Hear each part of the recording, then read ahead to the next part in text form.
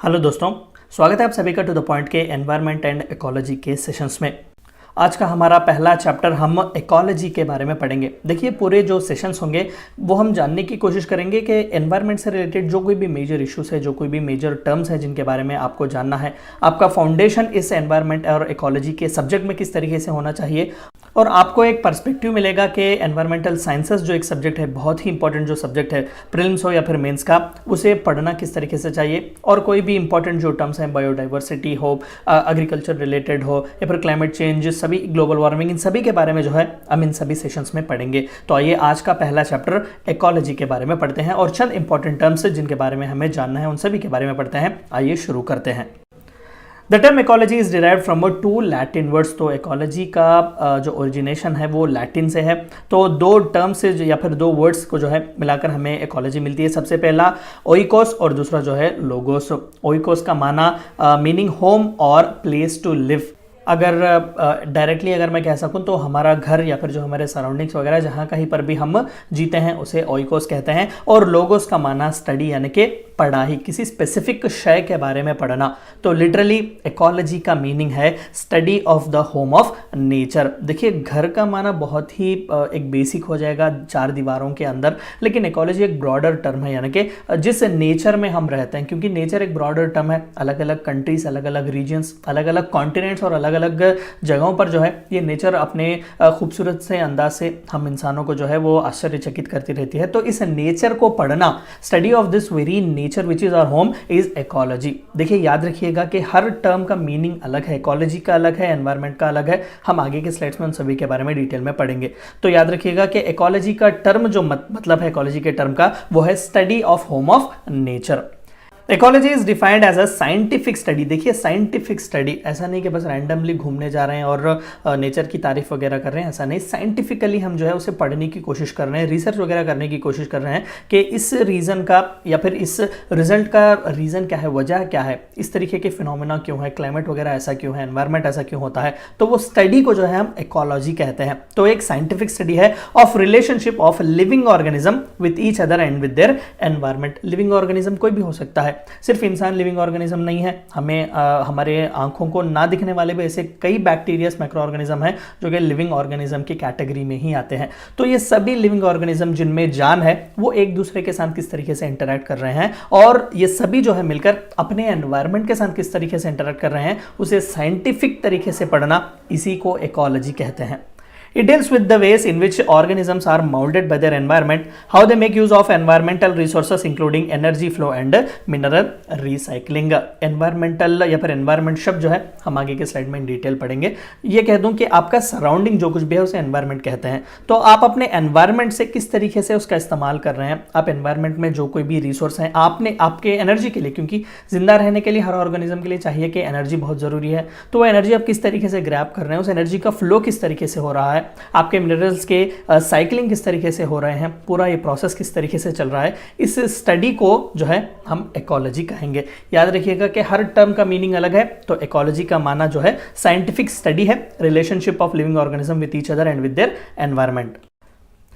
तो आइए एनवायरनमेंट के बारे में जानते हैं। एनवायरनमेंट का असली डेफिनेशन क्या है। एवरीथिंग दैट सराउंड्स और affects an organism during its lifetime is collectively known as environment. आपके सराउंडिंग्स में जो कोई भी चीज़, वो लिविंग भी हो सकती है, नॉन लिविंग भी हो सकती है, जो आपको अफेक्ट करती है। देखिए, बेस्ट एग्जांपल अगर मैं कह सकूं तो जानवर वगैरह लिविंग ऑर्गेनिजम्स हैं। माउंटेन्स वगैरह जो होते हैं वो नॉन लिविंग होते हैं, लेकिन माउंटेन्स से भी जो है हमारी ज़िंदगी पर इफेक्ट पड़ता है। माउंटेनियस रीजन्स वगैरह, वहाँ पर हम एग्रीकल्चर ये वो अच्छे तौर पर नहीं कर सकते। तो इस तरीके से हर चीज़ जो लिविंग है, जो नॉन लिविंग है, वो सभी जो है सराउंडिंग्स में हमें किस तरीके से इफेक्ट कर रहे हैं, उसे एनवायरनमेंट कहते हैं। यानी कि इन टोटम जो हमारे सराउंडिंग्स है जो हमें इफेक्ट करते हैं, जो एक ऑर्गेनिज्म को अपनी ज़िंदगी में, पूरी ज़िंदगी में जो उसे इफेक्ट करते हैं, उसे कलेक्टिवली एनवायरनमेंट कहा जाता है। The environment is defined as the sum total of living, non-living components, influences and events surrounding an organism। आपके आसपास, आपके माने के लिविंग बीइंग जो कोई भी है, बैक्टीरिया वगैरह भी हो सकते हैं, उनके आसपास किस तरीके के सराउंडिंग्स हैं और किस तरीके का उनका इंटरैक्शन है, उसे एनवायरनमेंट कहते हैं। The relationship and interaction between organisms and environment are highly complex, बहुत ही कॉम्प्लेक्स है, क्योंकि इंसान अपने एनवायरनमेंट में जिस तरीके से या फिर अपने एनवायरनमेंट से जिस तरीके से रिएक्ट करता है उसी तरीके से एनिमल्स नहीं करते, या फिर नॉन लिविंग ऑर्गेनिजम्स किस तरीके से लिविंग ऑर्गेनिजम्स के साथ करते हैं, नेचर जो है उनका वो अलग होता है। तो एक बहुत ही कॉम्प्लेक्स रिलेशनशिप है, इसीलिए तो इस रिलेशनशिप को पढ़ने के लिए इकोलॉजी कहते हैं, एक साइंटिफिक स्टडी होती है। It comprises both living that is biotic and non living abiotic components. तो एनवायरनमेंट में जैसे कि मैंने कहा कि दो कंपोनेंट्स देखने को मिलेंगे, एक तो लिविंग कंपोनेंट्स जिन्हें अब बायोटिक कंपोनेंट्स कहा जाता है, दूसरे नॉन लिविंग जिनमें जिंदगी नहीं है, जान नहीं है, उन्हें नॉन लिविंग या फिर एबायोटिक कंपोनेंट्स कहा जाता है। For example abiotic energy, radiation, temperature and heat flow, water etcetera, इनमें जान नहीं होती तो इन्हें एबायोटिक कहा जाता है। Man, animal, plant, decomposers etcetera, ये सभी में जान होती है तो इन्हें बायोटिक कंपोनेंट्स कहा जाता है। तो levels of organisation in the ecology, तो पूरी जो एक इकोलॉजी होती है, स्टडी जिसे हम कहते हैं, पूरे हमारे नेचर का जो स्टडी करते हैं उसमें अलग अलग लेवल्स होते हैं। तो इस पूरे इकोलॉजी के 6 मेजर लेवल्स होते हैं, जिनमें 6 अलग अलग लेवल्स पर जो है साइंटिफिक स्टडी की जाती है। सबसे पहला एक इंडिविजुअल लिविंग बीइंग, एग्जांपल या आप पिक्चर देख सकते हैं, बहुत खूबसूरती से यहाँ पर जो है दिया गया है। एक मूस जो है वो एक इंडिविजुअल है, यानी कि एक इंडिविजुअल की स्टडी की जाती है कि वो एनवायरनमेंट में किस तरीके के साथ एनवायरनमेंट से रिएक्ट कर रहा है, या फिर किस तरीके से वो जो है एनवायरनमेंट के अपने सराउंडिंग्स का इस्तेमाल कर रहा है ताकि वो सर्वाइव कर सके। और जो है थोड़ा बहुत इंक्रीज कर लेते हैं पॉपुलेशन, उन्हीं तरीके के थोड़े बहुत ज्यादा नंबर्स आप देख सकते हैं। एक मूस था यहाँ पर चंद ज्यादा हो चुके हैं मूस, तो पॉपुलेशन की भी स्टडी होती है, जिसे सेकेंड लेवल कहा जाता है ऑर्गेनाइजेशन का। और तीसरा जो है वो कम्युनिटी होती है, यानी कि जंगल में ही मूस है, लेकिन इन जंगल में सिर्फ मूस तो नहीं है, मूस का पॉपुलेशन तो नहीं होता, अलग अलग जानवर होते हैं, मंकीज वगैरह होते हैं, रैबिट्स वगैरह होते हैं, आउल्स वगैरह होते हैं। तो इन सभी कम्युनिटी के लेवल पर स्टडी की जाती है, किस तरीके से कम्युनिटी एनवायरनमेंट से रिलेट कर रही है, एनवायरनमेंट से रिएक्ट कर रही है। तो ये तीसरा सबसे important level of organisation ecology में। चौथा जो है वो है इकोसिस्टम, बहुत ही इंपॉर्टेंट एक टर्म है, हम आगे के स्लाइड्स में डिटेल बात करेंगे। यानी कि द सम टोटल ऑफ जितने भी लिविंग एंड नॉन लिविंग जो चीजें हैं आपके आसपास हैं, आपका सही बताएं तो पूरा आपका जो एक एनवायरनमेंट है, जहां पर पानी भी अवेलेबल है, जहां पर लैंड अवेलेबल है, स्काई वगैरह सभी जो अवेलेबल है उसे इकोसिस्टम कहा जाता है, जहां पर लाइफ सस्टेन की जा सकती है। यानी कि इन ब्रीफ अगर बता सको, एक ऐसा एरिया या फिर एक ऐसी जगह जहां पर लाइफ का होना पॉसिबल है, हर अलग अलग चीजों को जो है मिलाकर वहां पर एक जिंदगी बसर की जा सकती है, तो उसे इकोसिस्टम कहा जाता है। And again on the higher level basis, अगर हम फिफ्थ लेवल ऑफ ऑर्गेनाइजेशन के बारे में बात करें तो उसे बायोम कहा जाता है, यानी कि एक मेजर रीजन। अब तक जो है हमने सिर्फ एक फॉरेस्ट के बारे में पढ़ा, सिर्फ एक छोटे बहुत एक एरिया के बारे में पढ़ा, लेकिन बायोम जो है वो पूरे एक रीजन के बारे में पढ़ा था। यानी कि मान लेते हैं कि एक स्पेसिफिक कॉन्टिनेंट के बारे में, यूरोप या फिर एशिया, इस तरीके से किस तरीके के वहां पर एनवायरनमेंट हमें देखने को मिलेंगे, इस तरीके का। और आखिरी जो है सबको मिलाकर पूरे नेचर के बारे में जो पढ़ाई की जाती है पूरी दुनिया में एज अ टोटम, उसे बायोस्फीयर कहा जाता है। तो ये पूरे जो है वो 6 अलग अलग लेवल ऑफ ऑर्गेनाइजेशंस होते हैं, जहां पर हमें एनवायरनमेंट के साथ ये नॉन लिविंग ऑर्गेनिज्म और लिविंग ऑर्गेनिज्म का इंटरेक्शन देखने को मिलता है।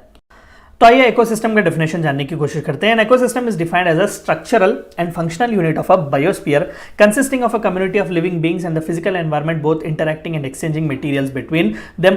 बायोस्फीयर फॉर एग्जांपल अर्थ अगर है, तो अगर अर्थ बायोस्फीयर अगर है तो उसमें एक स्पेसिफिक एक ऐसा रीजन, एक स्पेसिफिक ऐसी जगह जो एक स्ट्रक्चरल और फंक्शनल यूनिट है, सबसे ज़्यादा जो लेन देन होता है जिंदगी का वो इसी इकोसिस्टम में होता है, which consist of communities of living being. वहाँ पर जीव जंतु इंसान वगैरह भी वहाँ पर होते हैं, एंड देयर फिजिकल एनवायरनमेंट, उनका आसपास का क्लाइमेट, उनका फिजिकल सराउंडिंग्स किस तरीके से है, और उनका इंटरेक्शन उसके साथ, उसके मटीरियल में जो एनवायरनमेंट का जो मटीरियल होता है, जो रॉ मटेरियल्स वगैरह मिलते हैं, आप एनर्जी वहां से किस तरीके से ले रहे हैं, इन सभी के बारे में जो पढ़ाई करते हैं या फिर जिस एरिया के बारे में हम कहते हैं उसे इकोसिस्टम कहा जाता है। It includes plants, trees, animal, fish, birds, micro organism, water, soil and people etcetera. जैसे कि मैंने कहा कि एक ऐसी जगह जहां पर हर वो चीज़ है जो जिंदगी जीने के लिए परफेक्ट है, जिंदगी को सस्टेन कर सकती है, आपको जिंदा रख सकती है, तो उसे एक इकोसिस्टम कहा जाएगा। The components of ecosystem and environment are same, दोनों के कंपोनेंट्स मोर और लेस सेम ही होते हैं, बायोटिक और एबायोटिक। हमने पिछले स्लाइड में एग्जांपल्स देखे हुए हैं।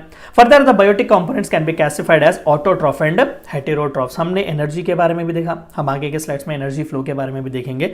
तो एनर्जी बहुत ज़रूरी है जिंदा रहने के लिए। तो यहाँ पर दो किस्म के हमें बायोटिक फैक्टर्स देखने को मिलेंगे। एबायोटिक फैक्टर्स को खाना एनर्जी की ज़रूरत नहीं है, चट्टान वगैरह खाना तो नहीं खाते, एनर्जी की हमें ज़रूरत नहीं है। तो लेकिन जो जिंदा है, जो माइक्रो ऑर्गेनिज्म से लेकर इंसानों तक है, एनिमल्स, प्लांट्स वगैरह, उन सभी को खाने की बहुत ज़रूरत होती है, एनर्जी की बहुत ज़रूरत होती है। तो इनमें दो कैटेगरीज होते हैं। सबसे पहला ऑटोट्रॉफ्स यानी कि प्राइमरी प्रोड्यूसर्स भी इन्हें कहा जाता है। फॉर एग्जांपल प्लांट्स, ये अपने खुद का खाना जो है वो बनाते हैं, खुद ही जो है फोटोसिंथेसिस वगैरह का इस्तेमाल करके अपना एनर्जी वो खुद रिप्रोड्यूस करते हैं। दूसरे जो है वो हेटेरोट्रॉफ्स होते हैं, मोस्टली कार्निवोरस जो एनिमल्स होते हैं, लायन वगैरह, जो कि ऑलरेडी जो प्राइमरी कंज्यूमर्स होते हैं उन पर डिपेंड होते हैं। इन्हें सेकेंडरी कंज्यूमर्स भी कहा जाता है। तो ये दो किस्म के मेजर हमें क्लासिफिकेशंस देखने को मिलेंगे एक इकोसिस्टम में। Further the ecosystem can be classified as terrestrial and aquatic. Terrestrial यानी कि जमीन पर रहना, जो कॉन्टिनेंट्स वगैरह हम कहते हैं, लैंड मास पर रहना।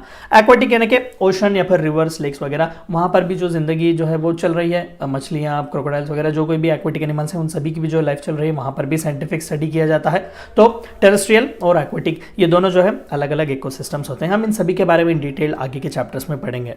अगला इंपॉर्टेंट जो टर्म है जिसके बारे में हमें जानना है वो है इकोटोन। ये होता क्या है? देखिए, it is a zone of junction between two or more diverse ecosystem. For example the mangrove forest represents an ecotone between marine and terrestrial ecosystem. दो अलग अलग इकोसिस्टम्स हैं। मान लेते हैं कि जो मैंग्रोव्स होते हैं, फॉर एग्जाम्पल सुंदरबान के मैंग्रोव्स आप ले लीजिएगा, वहाँ पर आपको थोड़ा बहुत लैंड भी देखने को मिलेगा और वाटर भी देखने को मिलेगा, क्योंकि ज़्यादातर मैंग्रोव्स जो होते हैं वो बीच के रीजन्स पर या फिर जहाँ पर रिवर्स और लैंड दोनों मिलते हैं, दोनों अलग अलग जो इकोसिस्टम्स जहाँ पर मिलते हैं वहीं पर इस तरीके के एक यूनिक हमें नए इकोसिस्टम्स देखने को मिलते हैं। तो उन्हें इकोटोन्स कहा जाता है, उस रीजन को इकोटोन्स कहा जाता है। बेस्ट एग्जांपल मैंग्रोव फॉरेस्ट, यहाँ पर आपको पानी भी देखने को मिलेगा, यहाँ पर आपको ट्रीज वगैरह भी देखने को मिलेंगे।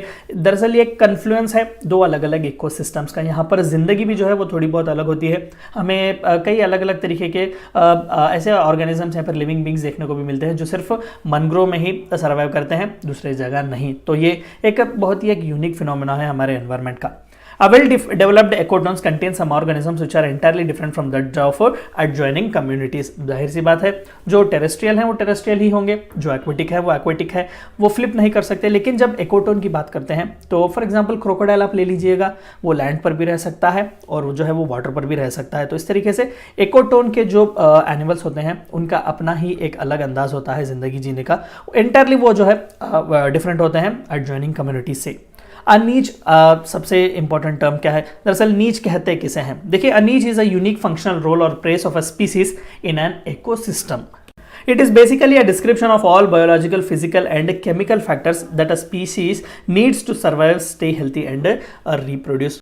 फॉर एग्जाम्पल हम एक जानवर ले लेते हैं, अब बेस्ट एग्जाम्पल इस पोलर बेयर, आर्कटिक में वो पाए जाते हैं। तो आर्कटिक को जो है हम एक नीच कहेंगे, खासकर पोलर बेयर्स के लिए, क्योंकि वो एक्सट्रीम कोल्ड में ही जी सकते हैं। आप पोलर बेयर को लाकर जो है सहारा डेजर्ट वगैरह में तो छोड़ नहीं सकते, वहाँ पर वो मर जाएंगे। तो इस तरीके से एक नीच जो होता है वो यूनिक फंक्शनल रोल रखता है हर स्पीशीज के सर्वाइव होने के लिए। यानी कि ये स्टडी करना या फिर ये बताना कि स्पेसिफिक स्पीशीज के लिए उनके बायोलॉजिकल, फिजिकल, केमिकल फैक्टर्स को जो है किस तरीके से डिस्क्राइब किया जा सकता है, क्या ज़रूरतें हैं उनकी और वो सर्वाइव करने के लिए किस तरीके की चीज़ें चाहिए एक हेल्थी और एक रिप्रोडक्टिव ज़िंदगी जीने के लिए, उस फंक्शनल यूनिट को, उस फंक्शनल प्लेस को जो है हम नीश कहेंगे।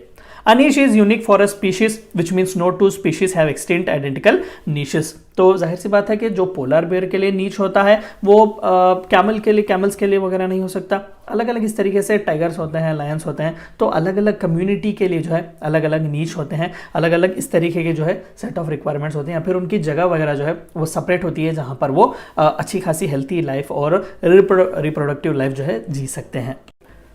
द टेरेस्ट्रियल पार्ट यानी कि जो लैंड मास है, लैंड पर कॉन्टिनेंट्स वगैरह, एक्वेटिक जो है वो वाटर होता है। The terrestrial parts of biosphere is divisible into enormous regions called biomes. जैसे कि मैंने कहा कि अलग अलग कॉन्टिनेंट्स वगैरह हो सकते हैं, उनके अलग अलग क्लाइमेट्स वगैरह होते हैं, तो उन सभी को जो है डिवाइड किया जाता है जिन्हें बायोम्स कहा जाता है, which are characterised by climate, vegetation, animal life and general soil type. जो फ्रूट्स वगैरह हमें साउथ एशिया में देखने को मिलते हैं वो यूरोप में नहीं मिलते। जिस तरीके का फसल जो है हम एक्सट्रीम ईस्ट में देखते हैं वो एक्सट्रीम वेस्ट में हमें देखने को नहीं मिलता। तो ये जो है दरअसल बायोम्स की वजह से है, यानी कि अलग अलग हमने ही रीजन्स को बांटे हैं जिन्हें हम बायोम्स कहते हैं, जिनका क्लाइमेट अलग होता है, वेजिटेशन अलग होता है, एनिमल लाइफ वगैरह अलग होती है। जाहिर सी बात है कि पेंगुइन्स इंडिया में तो आपको नहीं मिलेंगे, अंटार्कटिका में मिलेंगे, पोलर बेयर्स आर्कटिक में मिलते हैं, आपको यूनाइटेड स्टेट्स में तो नहीं मिलेंगे। तो स्पेसिफिकली जहां वो पाए जाते हैं, जो अलग अलग रीजन्स जिन्हें हम डिवाइड करते हैं, उन्हें बायोम्स कहा जाता है। नो टू बायोम्स आर अलग, ये जाहिर सी बात है, बताने की जरूरत नहीं है। The climate determines the boundaries of a biome and abundance of plants and animals found in each of them. The most important climatic factor are temperature and precipitation. इसी के तहत जो है हम अलग अलग बायोम्स को जो है डिवाइड करते हैं कि किस तरीके से वहां पर टेम्परेचर पहुंच रहा है, एडिक्वेट सनलाइट वगैरह उन्हें मिल रही है या नहीं, या फिर प्रेसिपिटेशन कितना है, रेनफॉल वगैरह कितना है। क्योंकि जब हम अमेजॉन फॉरेस्ट कहते हैं तो दरअसल उन्हें लंग्स ऑफ वर्ल्ड भी कहा जाता है, क्योंकि जितना फॉरेस्ट वहाँ पर है शायद ही दुनिया के किसी दूसरे रीजन पर। और जब हम अफ्रीका कहते हैं तो वो तो ज़्यादातर डेजर्ट है, वहाँ पर पानी की बहुत मुश्किलें, except for Nile you hardly find some river source. तो इस तरीके से अलग अलग जो है उनके कैरेक्टरिस्टिक्स होते हैं और ज़्यादातर वो क्लाइमेटिक कंडीशंस पर ही डिपेंड करते हैं। तो aquatic systems are not called biomes, ये टेरेस्ट्रियल सिस्टम्स को ही हमने डिवाइड किया हुआ है बायोम्स में। एक्वाटिक सिस्टम्स में जो है हम इस तरीके के बायोम्स को डिवाइड नहीं करते। However they are divided into distinct life zones with regions of relatively distinct plant and animal life. तो अलग अलग ओशन ज़रूर हैं, पैसिफिक ओशन, अटलांटिक ओशन, इस तरीके से, लेकिन हमने उन्हें बायोम्स की तरह डिवाइड नहीं किया है। हालांकि डिस्टिंक्ट लाइफ जोन्स होते हैं अलग अलग, कोरल्स वगैरह ऑस्ट्रेलिया के आसपास हमें देखने को मिलेंगे। तो इस तरीके से अलग अलग लाइफ जोन्स जो है हमें देखने को मिलते हैं, जहाँ पर अलग अलग एक्वाटिक एनिमल लाइफ भी देखने को मिलती है। The major difference between the various aquatic zones are due to salinity levels, यानी कि उसमें कितना खारापन है, साल्ट के लेवल्स कितने हैं, salinity levels of dissolved nutrients, water temperature, depth of sunlight penetration etcetera. ये भी तो जरूरी है, क्योंकि सनलाइट का पेनिट्रेशन कितना हो रहा है उसी से लेकर जो है हमें वाटर का टेम्परेचर भी जो है वो मालूम पड़ता है। देखिए जिस तरीके से टेरेस्ट्रियल लाइफ चलती है उसी तरीके से एक्वाटिक लाइफ भी चलती है, उन्हें भी सनलाइट, टेम्परेचर वगैरह, न्यूट्रिएंट्स वगैरह की जरूरत पड़ती है। Biosphere is a part of earth where life can exist. तो अनदर इंपॉर्टेंट टर्म बायोस्फीयर होता है कि हमने ऑलरेडी देखा, तो एक ऐसा पार्ट जहां पर जिंदगी एग्जिस्ट करती है उसे बायोस्फीयर कहा जाता है। Biosphere represents a highly integrated and interacting zone comprising of atmosphere air, hydrosphere water and lithosphere that is land. इन तीनों को मिलाकर ही जो है हम जिंदगी जी सकते हैं। मान लेते हैं कि पानी है, लैंड है, एयर नहीं है यानी कि एटमॉस्फेयर, ये तो इम्पॉसिबल है। बस एयर है, वाटर है, लैंड नहीं है, तो जिएंगे कहाँ पर। तो इस तरीके से इन तीनों का मिश्रण बहुत ही ज़रूरी है। बहुत तीन जो है इंपॉर्टेंट कंपोनेंट्स या फिर आप इंपॉर्टेंट फैक्टर्स भी कह लें बायोस्फीयर के होने के लिए। तो ये जहां पर इन तीनों का मिश्रण हमें देखने को मिलता है वहीं पर लाइफ सर्वाइव होती है, इसे बायोस्फीयर कहा जाता है। इनफैक्ट अगर हम कह सके तो दुनिया ही जो है वो एक बायोस्फीयर है। ये थी चंद इंपॉर्टेंट बातें जो आपको इकोलॉजी के चैप्टर में जाननी थी, और चंद इंपॉर्टेंट टर्म्स एनवायरनमेंट, इकोटोन, नीच वगैरह जिनके बारे में आपको जानना था। Thank you for watching my video.